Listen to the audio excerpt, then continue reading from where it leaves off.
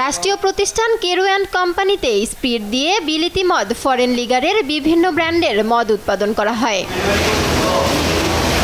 সম্প্রতি Carew and company চিনিকলের distillery বিভাগে bonded wire হাউসের সহকারী ইনচার্জ জাহাঙ্গীর হোসেন প্রমোশন পেয়ে ইনচার্জ হিসেবে দায়িত্ব পান।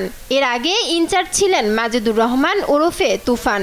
দায়িত্ব পেয়ে জাহাঙ্গীর হোসেন ডিএস গোডাউনে মদ তৈরির উপাদান স্পিরিটের পরিমাণের গরমিল পান। তাই দায়িত্ব নিতে অস্বীকার জানিয়ে লিখিত অভিযোগ দেন তিনি। এতেই উঠে আসে 13,000 লিটার স্পিরিট উধাওয়ের বিষয়টি। অভিযোগপত্রে দেখা যায় ভ্যাট নম্বর 7 ও ভ্যাট নম্বর 10 বাস্তবিক মজুত অনুযায়ী 13,190.75 লিটারের বেশি মালামাল কম রয়েছে।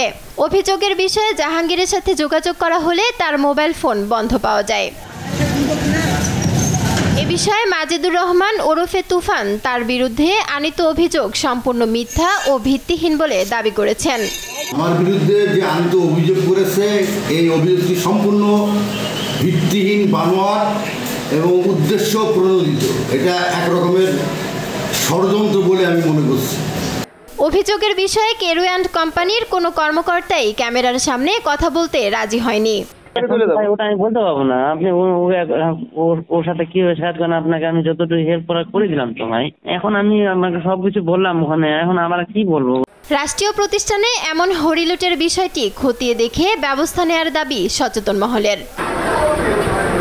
নিউজ ডেস্ক, দেশ টিভি।